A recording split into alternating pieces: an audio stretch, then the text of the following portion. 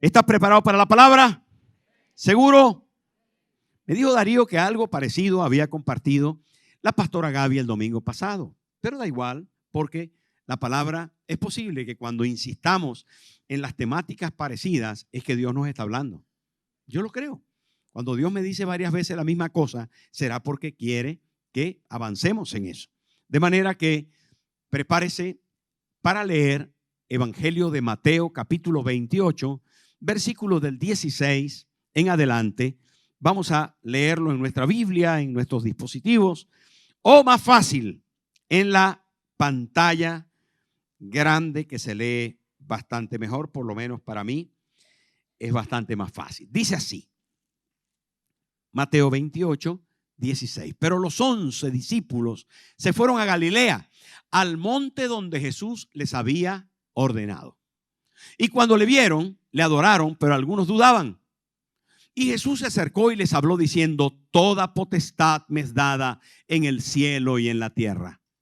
Por tanto, id y haced discípulos a todas las naciones, bautizándolos en el nombre del Padre y del Hijo y del Espíritu Santo, enseñándoles que guarden todas las cosas que os he mandado. Y he aquí yo estoy con vosotros todos los días hasta el fin del mundo. Amén. La herencia es algo que beneficia a quien se le ha otorgado, dejado o puesto en un documento hereditario, un documento donde el testador determina, escribe, plasma su último deseo al respecto de sus bienes. Herencia es un término bastante común y corriente. Yo quiero recordar a mi padre de 19 años, un asturianín, que coge un barco y se va a Venezuela y allá aparece. Les he contado eso, que llegó al puerto de La Guaira. Aquí hay algunos venezolanos seguramente. ¿Hay algún venezolano aquí? Madre.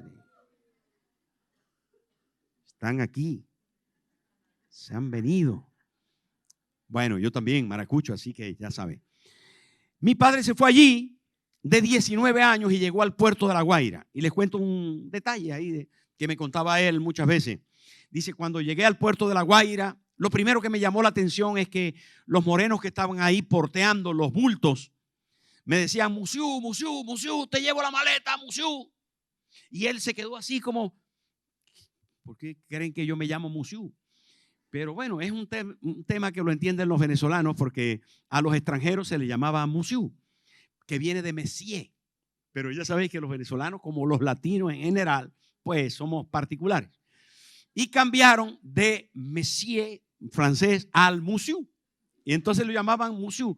Pero otra cosa, dice mi padre, que le llamó mucho la atención, eran que cuando escupían negro. Y él se atacó de los nervios porque dijo: esta gente está pudriéndose. Tienen una peste bubónica de esa que dio en la peste negra. ¿Se acuerdan de la peste negra? Porque la gente escupía negro en la historia, ¿no?, de Europa. Es una peste que dio en toda Europa y que acabó con millones de personas. Entonces él vio aquello y se recordó que en alguna vez en la historia él había oído del asunto, pero era chimón o chimó, que tabaco negro, que se lo ponen así una bola también en Bolivia, y cuando escupen negro. Y mi padre estaba 19 años, estaba atacado de los nervios. Y así me contó varias cosas interesantes. Al bajar del barco, subió en Gijón y bajó en La Guaira, imagínense. Luego llegó al final a Maracaibo y ahí trabajó muy duro. Yo muchas veces le sentí, yo dormía porque era niño, pero se levantaba muy temprano, a las 3, a las 4 de la mañana, y no volvía hasta las 10 de la noche. Trabajó muy duro, como todos los extranjeros que fueron italianos, portugueses, españoles, que fueron a América. Usted sabe, usted los conoce, venden pan, venden bicicletas, venden historia. Allá están. Algunos ya se han devuelto hace bastante rato. Pero mi padre trabajó duro y consiguió unos bienes. Antes de morir, hizo un testamento, dejando a mi hermana y a mí como beneficiarios de sus posesiones. ¿Sabe cómo se llama eso? Herencia. Pero no se podía hacer legítimo cobrar hasta la muerte de él y de la mitad de la parte que le había dejado a mi madre. Herencia, un documento. Igual Dios dejó un documento y una herencia para sus hijos. Saben, la Biblia es tan clara al respecto de esto. Era necesario que el testador muriera para que la herencia se hiciese patente, se hiciese real. Por eso Jesús murió por nosotros, para dejarnos una herencia determinante, consumada para nosotros. Pero algunas veces no nos enteramos. Hoy mi padre, o a su muerte, mi padre dejó algunos locales de su trabajo. Hoy están arrendados. Venezuela, ya saben que la economía está muy mal. Así que mi hermana y yo cobramos algo, muy poquito, de las rentas de esos locales. Pero cuando llega, qué alegría. ¡Ñan! ¡Sa! Claro, llegan $100, $150, $200. ¡Tra! ¿Por qué? Porque es lo que me dejó mi padre. Es bonito, ¿verdad? Les echo de menos. Prefería que estuvieran ellos. Pero él decidió hacerlo así. Y a mi hermana le digo, ¿qué? ¿Te llegó? Sí. ¿Te viene bien? Genial. Me viene extraordinario. Posiblemente a esta altura no lo necesitemos nosotros, pero viene bien. Siempre alegra. ¿A quién le amarga un dulce? La cosa es que en la patria celestial hay una asignación plasmada en las Escrituras de que Dios a través de su Hijo nos dejó una herencia. Y es aquí en este último pasaje del Evangelio de Mateo donde aparece la herencia clara, determinante que Jesús legó a sus discípulos. El resucitado habló con sus discípulos y les dijo, vayan a Galilea al monte. Y ahí está en el versículo 16. Pero los 11 discípulos, ¿por qué 11 si eran 12? Porque Judas se ahorcó. Y ahí está, los 11 discípulos se fueron ¿a dónde? A Galilea. ¿Por qué? Al monte donde Jesús le había ordenado. Jesús les había dicho, vayan a Galilea. Allí nos veremos. Y entonces, ¿qué sucedió? Ellos estaban en Jerusalén porque allí fue la crucifixión y allí se hizo la resurrección. Salió Cristo de la tumba vivo, poderoso.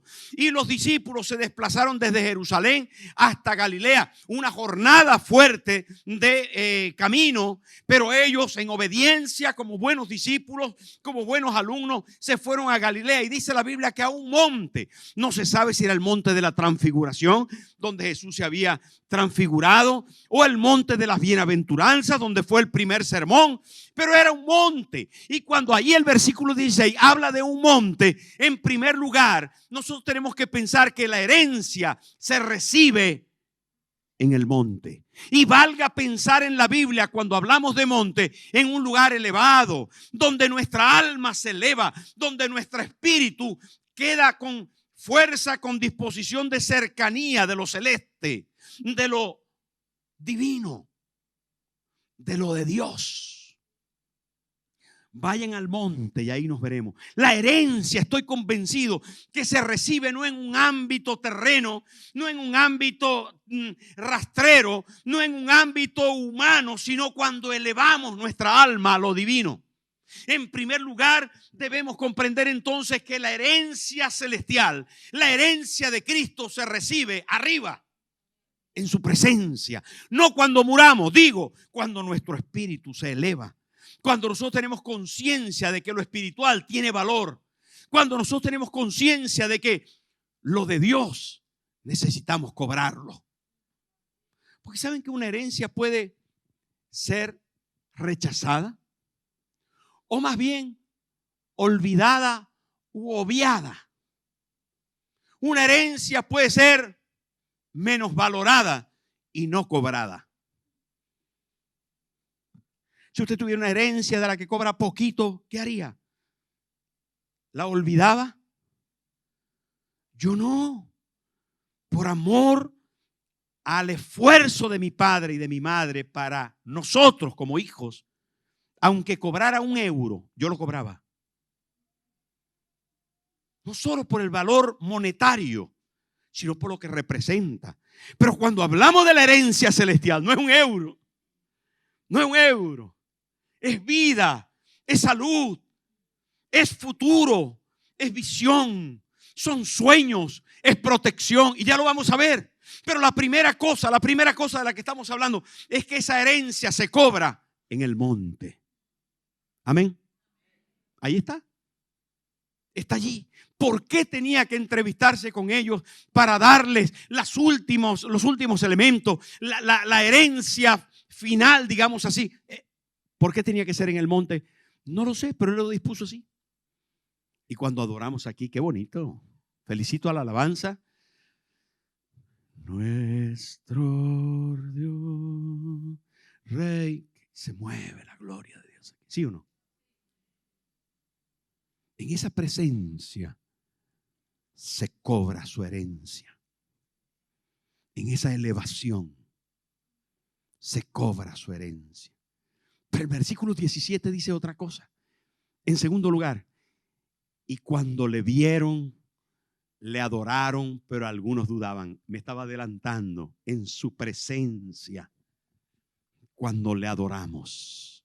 No solamente cuando subimos al monte y nos elevamos, sino que elevados le adoramos y comenzamos a cobrar, a estar dispuesto a recepcionar la presencia de Dios. Cuando su alma se eleva y le adora. Algunas veces nos quedamos en silencio y elevamos nuestra alma, pero la alabanza todavía no sale. La adoración todavía no se expresa. La grandeza de su presencia no nos conmueve para decir gloria, gracias, digno, santo, bueno, proveedor, maravilloso Señor. Y allí los discípulos cuando le vieron, era el Cristo resucitado. Era el que había estado crucificado. Lo bajaron muerto y lo sepultaron y al tercer día resucitó. Y ahora se aparecía entre ellos en Galilea. Aquello era extraordinario. Era Él. Para todos fue impacto y dijeron, Señor, te adoramos. Bendito tu nombre. No tenían guitarra eléctrica. ¡Tarán! Nuestro. No había, pero había ese espíritu que inundaba el ambiente y su presencia. Entonces dijeron, te adoramos, Jesús.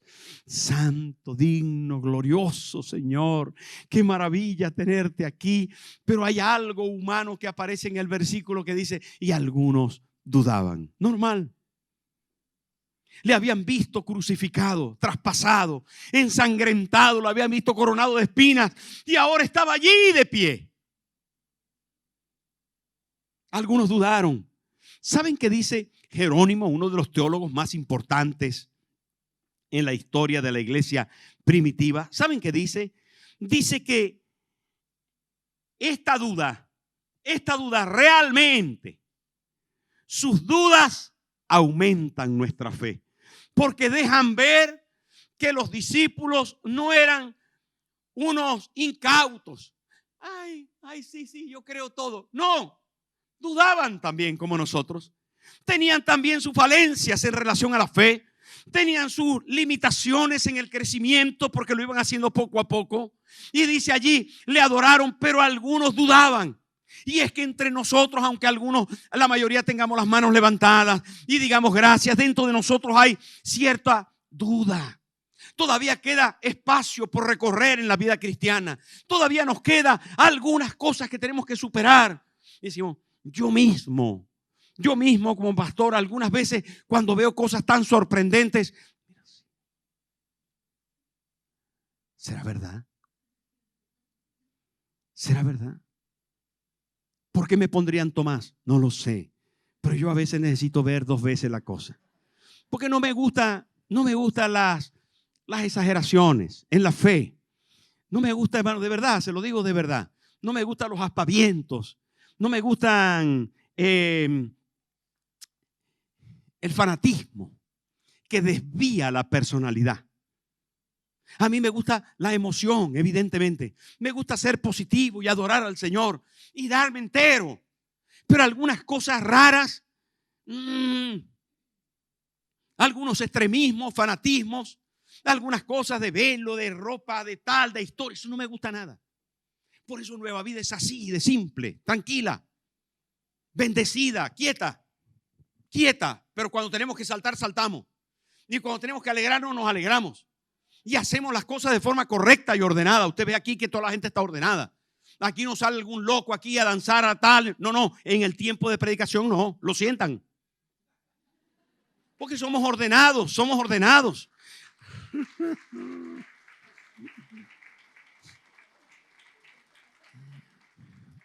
Yo una vez le cuento aquí en secreto, no digan a nadie. Una vez fui a una iglesia muy bonita, pero los hermanos estaban tan animados. No voy a decir el país. Los hermanos estaban tan animados, que todos se salieron de las bancas. Habían bancas en la iglesia. Y hacían fila y todo, pero era siempre así la reunión, era siempre así. Nosotros hemos tenido reuniones donde hay danza y a mí me gusta mucho. Pero no todos los domingos, no todas las veces.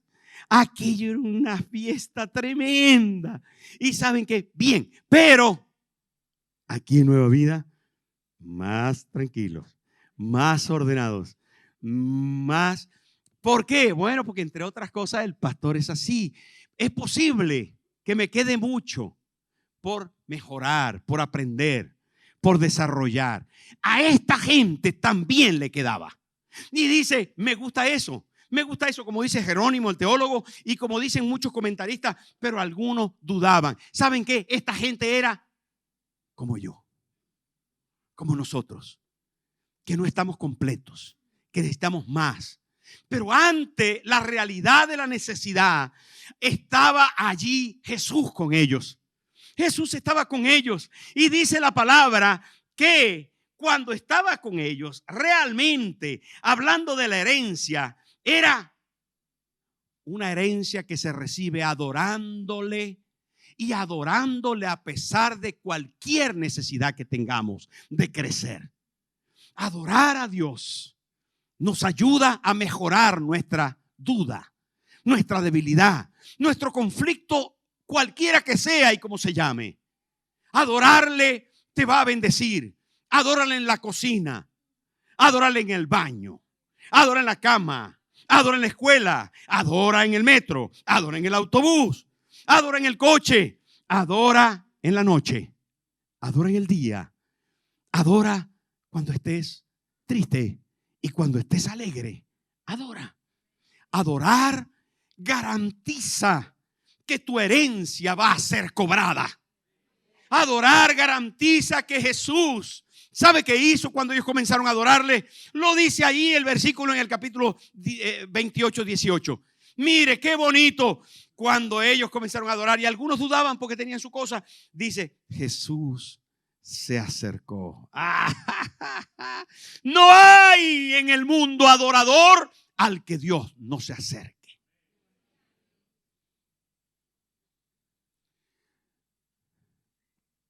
Pues cuando le alaba, yo puedo escalar montañas muy altas sin desmayar. Cuando le alabo, yo puedo tocar el cielo. ¿Saben, hermano?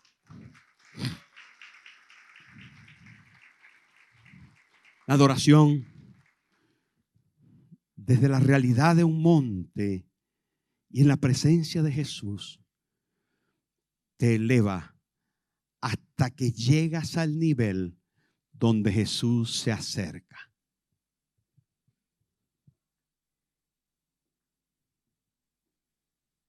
Y me gusta mucho saber que todo esto está cargado de esencia de simbolismo, pero profundo, real. Dice, y Jesús se acercó. ¿Cómo se acerca Jesús al que tiene duda? ¿Cómo se acerca Jesús al que está sumido en algún conflicto, en algún problema, en que todavía no ha entendido bien todas las promesas de las profecías, de todo? Todavía le quedaba duda, pero Jesús, al adorarle, al sentir la adoración de ellos y al verle sus manos y al ver sus palabras, Jesús se acercó y dice, y les habló. Hermano, parte de esa herencia no solamente se recibe en el monte adorándole, sino comienza a recibirle porque Él se acerca. La herencia parece que se entrega en su presencia. Voy a repetir, la herencia parece que se entrega en su presencia. Y lo vamos a ver al final también del pasaje. Pero ahora Jesús se acercó y saben, les habló. Y esas palabras que les estaba diciendo ahora, parece que se las dijo con una profundidad de cariño tan bonito, que tiene un sentido de amistad, tiene un sentido de cercanía, de alegría, de paz, de comprensión. Ahora no se enfoca en la debilidad de ellos, sino en la amistad que Él está promoviendo entre ellos y con Él. Esa relación tan bonita que Jesús está promoviendo se deja ver cuando dice se acercó y les habló. Se acercó a ellos resucitado y les habló. El resucitado, el que había estado muerto, el que había estado en la cruz, ahora les habló y les habló con tal autoridad. Les habló de una manera tan especial. ¿Y qué les dijo? Toda potestad me es dada en el cielo y en la tierra. ¿Sabe qué quiere decir potestad? Quiere decir poder, autoridad, dominio, capacidad. ¿Saben qué quiere decir potestad? Realeza, señorío. Repito, dominio. Potestad viene de poder, de fuerza, de conducción, autoridad sobre todo. Y lo dice ahí. Le dice a sus discípulos, toda autoridad. Estaba hablando ¿quién? El resucitado. La muerte había intentado sujetarle. El infierno danzaba de alegría. ¿Y saben qué? De repente Jesús resucitado le dice a sus discípulos que habían estado temerosos, que habían venido desde Jerusalén, que estaban allí algunos todavía dudando, que estaban allí cercando su presencia y adorándole. Pero Jesús le dice, toda potestad me es dada. ¿Dónde? En el cielo y en la tierra. Ángeles, querubines, serafines, ángeles de las naciones, arcángeles, todos están bajo mi dominio, dijo Jesús en ese momento. Todo lo que está en el cielo, todo lo creado en el cielo está bajo mi dominio. Ellos están bajo mi poder. Se me ha dado potestad, autoridad, señorío. Se me ha dado dirección para ellos de mi parte en el cielo para todo lo que hay. Esto es tremendo. Ahora los arcángeles, querubines, serafines le adoraban también diciendo santo, santo, santo. Es el Cordero de Dios que ha resucitado. Hermano, había resucitado todas las huestes espirituales en las regiones celestes, todas las fuerzas angélicas, todo lo que hay en el cielo, pero no solamente ángeles, también demonios. El diablo que había sido de repente creído porque Jesús había muerto, ahora el resucitado estaba diciendo, tengo poder y autoridad sobre todos los demonios, principados, potestades, huestes espirituales de maldad. Todo lo que hay en las regiones celestes, todo está bajo mi dominio. Pero no solamente dice eso, se me ha dado potestad en el cielo y en la tierra. Campesinos, humildes, hombres y mujeres de los pueblos, de las aldeas, personas eminentes de la ciudad, inteligentes, científicos, médicos, gente en autoridad de la política, concejales, presidentes del gobierno, reyes, magistrados, jueces, abogados, policías, generales del ejército, todos están bajo mi autoridad, dice el Señor. En la tierra se me ha dado potestad, se me ha dado autoridad sobre todos los reyes. ¿Sabe quién lo dice más adelante? El apóstol Pablo, cuando dice: en el nombre de Jesús toda rodilla se doblará. ¿Cuántas veces lo hemos repetido? Cada vez casi. Toda rodilla se doblará. ¿Saben por qué? Porque Cristo tiene toda la autoridad y se lo está diciendo a quién, a sus discípulos. ¿Pero por qué se lo está diciendo? ¿Por qué? Porque inmediatamente después que Él muestra toda su capacidad por haber resucitado entre los muertos, por haber vencido la muerte, por haber mantenido su santidad, su pureza, su encomienda divina, una vez que Jesús se levanta y le dice a sus discípulos: toda potestad me es dada en el cielo y en la tierra. Una vez que muestra su músculo poderoso, divino, de Señor de señores, de regidor de todo lo existente, dice: por tanto, y aquí extiende el legado para sus discípulos. Aquí extiende el testigo. Aquí, hermano, está otorgando la herencia. Él no solamente les manda a subir, le adoran y recibe su adoración, les comprende en sus dudas, se acerca y les habla y les muestra declarándole toda su capacidad, sino que ahora extiende su mano simbólicamente para decirle: por tanto. Ahora les está entregando la herencia, y una herencia que no solamente era para los 11 discípulos, una herencia que fue para la iglesia primitiva, y una herencia que es para nosotros. 3 amén. Una herencia que es para nosotros. Ahí mejor. Una herencia que es para nosotros.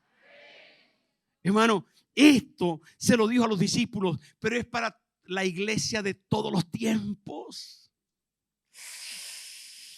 Les habló con toda autoridad. Les habló teniéndola toda la autoridad. El deber de los discípulos ahora era que su herencia se recibe haciendo lo que Él hace. Wow, haciendo lo que Él hace. Y le dijo: por tanto, id y haced discípulos a todas las naciones. La herencia es hacer lo que Él hace. Y en esto hay una esencia maravillosa, porque nadie hace lo que no es. Y si lo hace, solo lo hace por un momento y lo hace mal. Pero sale bien hacer lo que se es. Y puesto que somos hijos de Dios, hacemos las cosas al más puro estilo de como lo hizo Cristo. Y es el poner en acción lo que Él es en la tierra, sucediéndose Él en nosotros y dejándonos como herencia su ser y su hacer. Dejándonos como herencia no solo su presencia en el monte y más adelante confirmada, sino la autoridad de ser sus embajadores. Mire, hablando de Bolivia, aquí en Madrid hay una embajada boliviana. ¿A que sí? Yo creo que sí. Si hay algún boliviano, tiene que. Yo no he ido, pero estoy convencido que hay una embajada o un consulado. Un consulado boliviano, ¿verdad? El consulado o la embajada suelen ser zonas territoriales del país en cuestión. En este caso, el consulado, esa zona pertenece a Bolivia, aunque esté aquí en Madrid. Ese lugar, si hay una embajada o un consulado, esa zona está representada por el gobierno boliviano, se le ha cedido. Y los que están allí funcionan como agentes bolivianos. Y se otorga allí documentación boliviana, no española. Y allí todos los que funcionan, en este caso el embajador o el cónsul boliviano, representan a su país. Si usted entra y le pega al embajador, si un policía entra y le pega al embajador, no hay un conflicto con el embajador que posiblemente tiene la cara hinchada. Hay un conflicto con el gobierno de Bolivia. ¿Se da cuenta de lo que quiero decir, verdad? Hay un conflicto y puede haber un conflicto armado, un problema político entre dos países que son España y Bolivia, en el caso dado, ¿no? Me estoy explicando porque ellos no son personas solamente, que ese se llama Luis Antonio Pacheco. No. Ese señor es el embajador de Bolivia y se llama Bolivia. Y si hay alguien que le agrede a Bolivia. Y el conflicto es con Bolivia. A eso se le llama un embajador. Cuando Cristo dice a sus discípulos, id por todo el mundo, nos está autorizando de su parte, de la parte celestial, de la parte de la autoridad divina, que nosotros vayamos, y donde nosotros vamos va el reino de Dios. Y donde nosotros vamos estamos representando al Cristo resucitado. Quien nos toca, a la niña de sus ojos toca. ¿Me estoy explicando?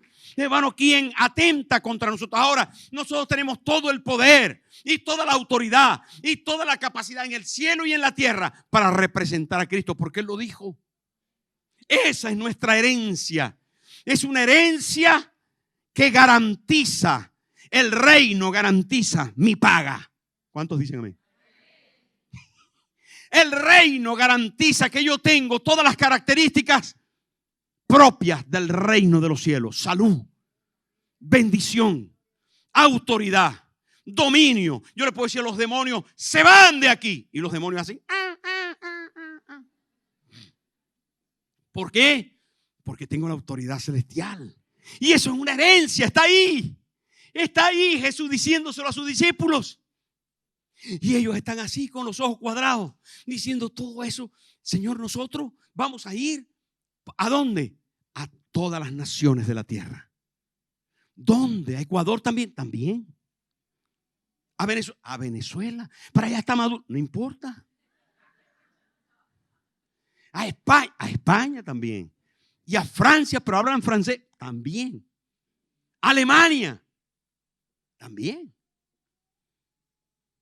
A China también.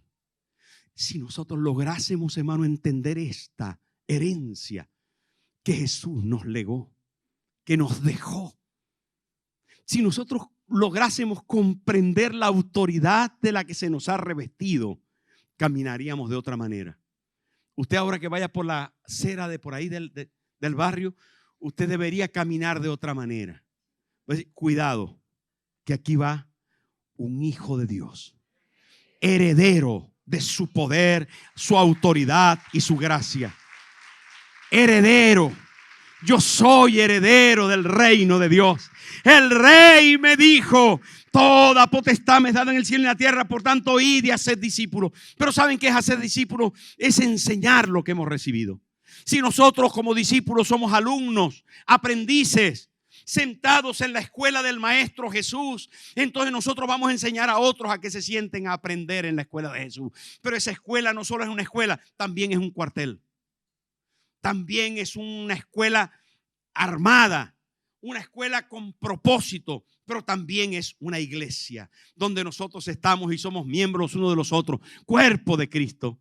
Pero por eso dice, mire, tan bonito, Jesús lo explica de tal forma, enseñándoles que guarden todas las cosas que os he mandado. Pero esto aquí no solo dice eso. Qué cosa más bárbara, me gusta esto. Por tanto, ella hace discípulos a todas las naciones. ¿Y qué dice? Versículo 19. Mire la pantalla.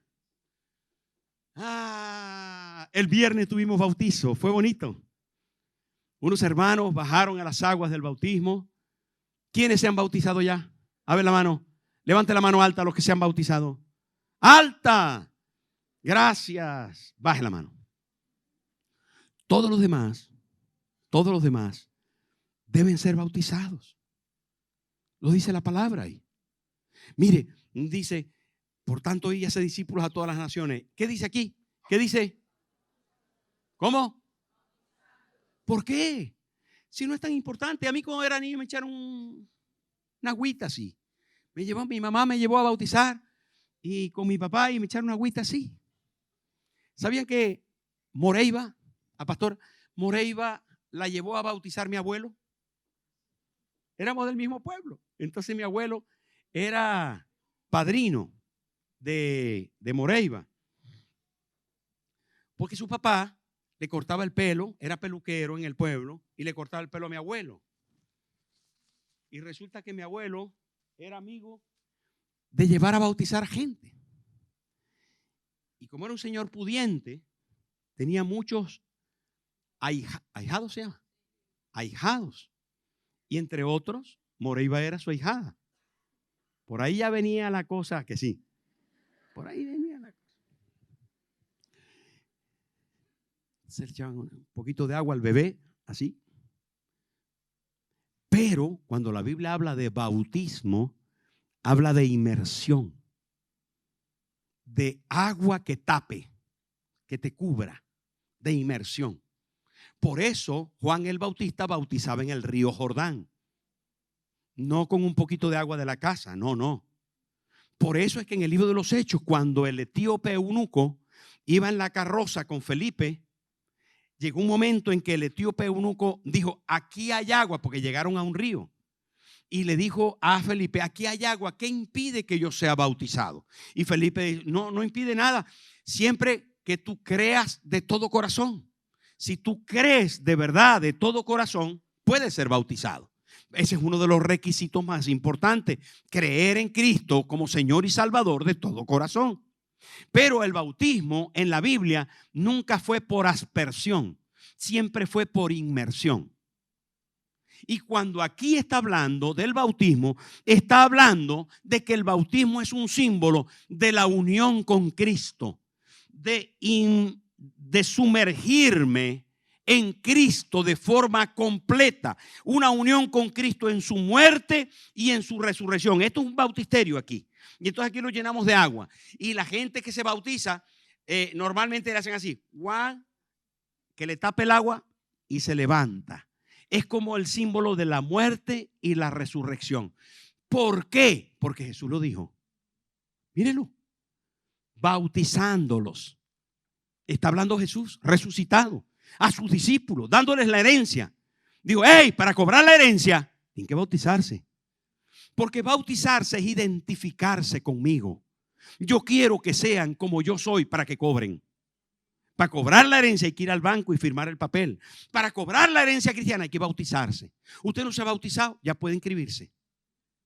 Es fácil. Aquí pone una escalerita y usted dice, yo me quiero bautizar porque creo en Cristo. Y usted entra aquí con una camiseta azul que tenemos por ahí. Da igual la camiseta. Yo digo la camiseta porque lo hacemos así.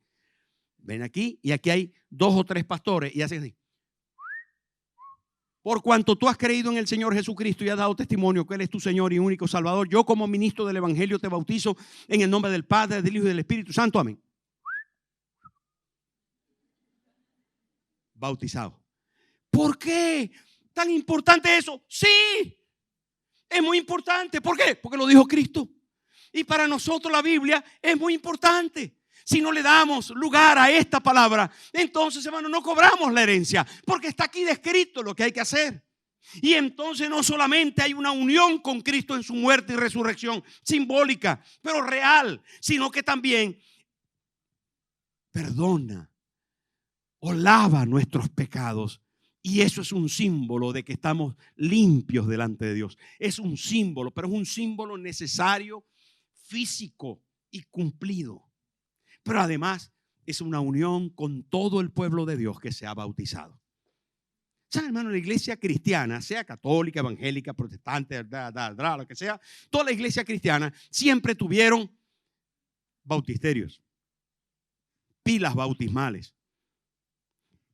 Aún las iglesias que perdieron en algún momento su norte tuvieron bautisterio. Es que es una ordenanza ineludible. Queda tan claro, tan registrado, que el bautismo nos identifica, que el bautismo da evidencia de un lavado y que el bautismo nos une a la iglesia, que es necesario que todos los que estamos aquí seamos bautizados.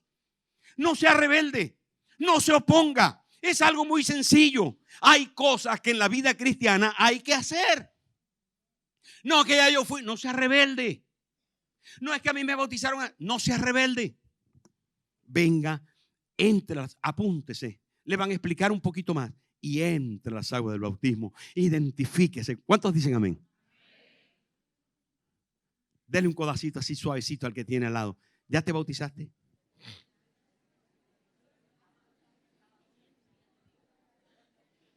Aleluya. Paréntesis. Normalmente bautizamos a los mayores de 12 años para que tengan conciencia de lo que están haciendo. No queremos bautizar a niños que no saben lo que están haciendo. Pero algunos niños, hay en algún momento, hay alguna excepción que un niño de 10 o de 11 años tiene mucha convicción de salvación, de fe en el Señor. Y entonces ha habido algunas excepciones. Los papás dicen, es un creyente de los pies a la cabeza. No porque quiero que se bautice, sino porque da testimonio de que nosotros accedemos. Porque a veces hay gente que madura antes que otra, ¿sí o no? ¿Sí? Pero normalmente de 12 años para adelante se bautizan. Digo, para que sea una cosa real. No porque como todo el mundo se bautiza, pues yo me bautizo. No, hay que también entender lo que se hace, como todo. Ahora, hermano, no solamente dice yendo, bautícenles. Y dice allí, enseñándoles. Diga conmigo, enseñándoles. Mire, en la iglesia Nueva Vida, usted siempre está aprendiendo cosas nuevas y bonitas. Usted tiene el requerimiento para cobrar su herencia celestial de enseñar a otros. Esto es un tema de que cada vez que nosotros damos, se aumenta lo que recibimos.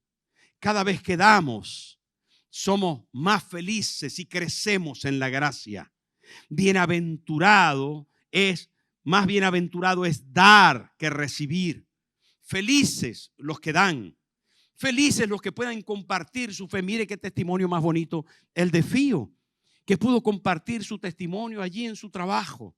Qué bonito es poder decir a la gente lo que Dios ha hecho en nuestro corazón, en nuestra vida, en nuestra familia, en nuestro matrimonio. Qué bonito es poder enseñar a otros que Cristo es el Señor, que es capaz de sanarte, de salvarte, de proveerte, que Él está con nosotros. Y eso es parte de nuestra herencia. Cuando nosotros, queridos hermanos, cuando nosotros bautizamos y cuando nosotros enseñamos, estamos identificándonos con Cristo. ¿Y sabe qué sucede a los que se identifican con Cristo? A los que empatizan, se meten en los zapatos de Jesús, que viven una resurrección y una vida eterna. Comienzan a agradar al cielo como Jesús lo hizo cuando oyó la voz que decía, este es mi Hijo amado en quien tengo complacencia. Toda esta realidad de la herencia es llegar a ser lo que Él es, para tener toda la capacidad que Él tuvo dentro de nosotros y vivir con Él por la eternidad.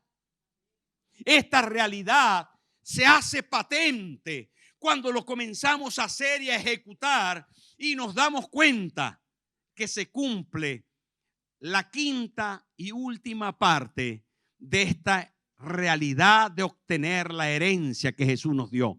Y la herencia se sella con su presencia. La herencia se sella con su presencia. Y con esto termino. Dice aquí la palabra de Dios en el versículo 20. Y he aquí, dígalo conmigo por favor, 1, 2, 3. Y he aquí, yo estoy con vosotros todos los días hasta el fin del mundo. Amén.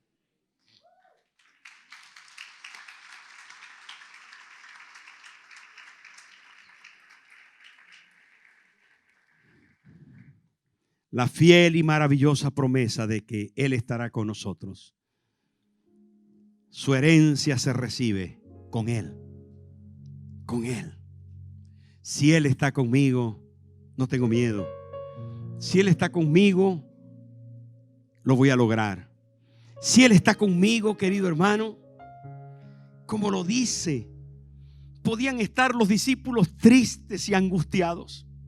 Podían estar temerosos porque Él partiría, se los había dicho. Podían estar hundidos en la tristeza más absoluta.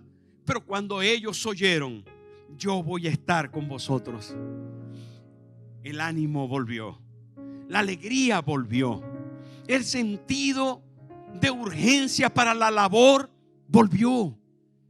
Ya no tenían miedo, porque si Él había vencido la muerte y había doblegado al imperio romano, y las fuerzas del mal habían tenido que retroceder, y Él estaba allí presente diciendo que tenía todo poder y autoridad, y Él estaba diciéndoles ahora que iba a estar con ellos, ¿qué miedo podían tener en adelante? ¿Qué temor les podía inundar si la presencia de Dios estaría con ellos? Hermano, sería una presencia más extensa y más intensa. Más extensa porque les iba a acompañar a donde fueran. Su espíritu les acompañaría, porque si iban a Bolivia, allí iba Él. Porque si iban a Ecuador, allí iba Él. Si iban a Francia o a Suiza, o si iban a Israel, no pasa nada, porque si Dios está conmigo, ¿quién contra mí? Y la presencia sería extensa. Su Espíritu Santo les iba a acompañar, porque se los prometió: yo estaré con vosotros todos los días hasta el fin. Se los prometió: no os dejaré huérfanos, enviaré el Consolador. Él estará con vosotros. Él les va a ayudar, Él les va a dirigir, Él les va a alumbrar.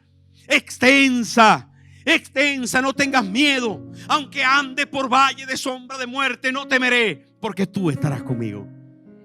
En cualquier circunstancia, cuando vayas a la entrevista de trabajo, cuando te enfrentes a una circunstancia crítica en tu casa, cuando tengas que desplazarte por la noche, acuérdate que Él está contigo. No te olvides que Él está contigo. Él prometió, es parte de tu herencia. Es efectiva su presencia. Es efectivo su fluir. Es efectivo su cuidado. Es efectivo su protección. Y cuando lo tienes presente y tú cobras su herencia, lo vas a ver reflejado en ti. Ya por la acera vas a andar de una manera diferente, porque eres un heredero de su presencia extensa, pero también su presencia intensa, porque está dentro de ti. Cuando tengas que responder a algunas cosas que no sabes, Él dice: no te preocupes, yo voy a poner palabras en ti. Cuando estés delante de los reyes, no te preocupes lo que vas a decir. Yo me voy a encargar por ti. Yo te voy a dar las palabras apropiadas. Yo te voy a dar el consejo necesario. Yo te voy a acompañar adentro. Diga conmigo: Jesús me acompaña adentro. Esto es tan importante. Por eso hay que decir así al demonio: está ahí, acuérdate. Duda, desesperanza, depresión, enfermedad.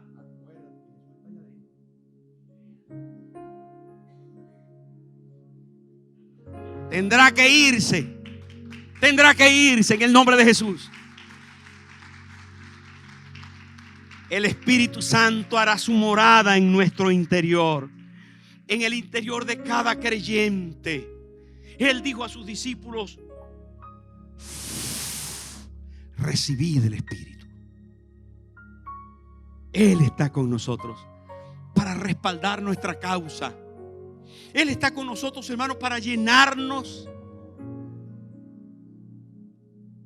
de toda su fuerza y su capacidad en medio de los problemas y las dificultades. Él está con nosotros para llevar mucho fruto y que muchos discípulos vengan a los pies del Señor. Él está con nosotros. Él está con nosotros.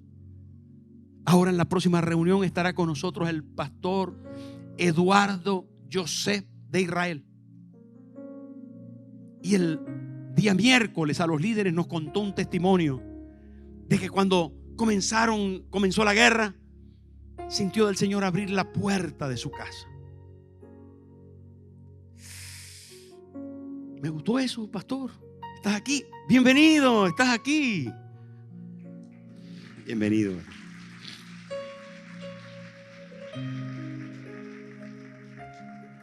Y la gente estaba diciendo: cierren las puertas, que hay gente por ahí que está invadiendo las casas.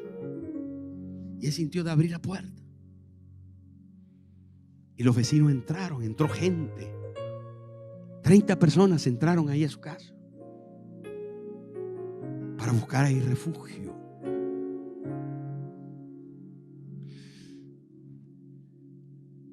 La herencia más grande que podemos tener de Cristo es ser como Él, caminar en Él y que Él esté en nosotros. Hermano, la herencia más grande que nos ha dejado es parecernos a Él, sentir y ver como Él. Y en eso no hay mayor gloria. En eso no hay más grande esencia ni herencia, porque Él cobró todo y en Él nosotros lo tenemos todo. Queridos hermanos, si lográsemos comprender que el Evangelio de Jesucristo no es el que un día reciba yo un milagrito, una ayudita, un animito, un poquito, una palmadita. No, es Cristo en nosotros la esperanza de gloria. Cristo en nosotros, Cristo en nosotros, Cristo en mí, mío, le tengo completamente, le tengo, porque Él es la perla de gran precio. Él es el valor más importante que puede tener una persona. Él es la razón de nuestra existencia. Él es el todo en todo, y si le tenemos, tenemos todo. Si le poseemos, evidentemente Él nos va a poseer. Pero poseyéndonos, le tenemos. Y el que no le suelte, entonces verá su gloria. Su gloria. Y ahí reside la herencia verdadera, el verdadero legado. Y vas a comenzar a cobrar. Mi padre se esforzó y por ahí cada mes algo me aparece en la cuenta. ¡Clac! Pero ¿cómo será la herencia de mi Padre Celestial en Cristo? Es tanto que no lo puedo meter aquí. Es tanto que ni siquiera me cabe aquí. Es tanto que necesito repartirlo. ¿Usted lo quiere? Póngase en pie.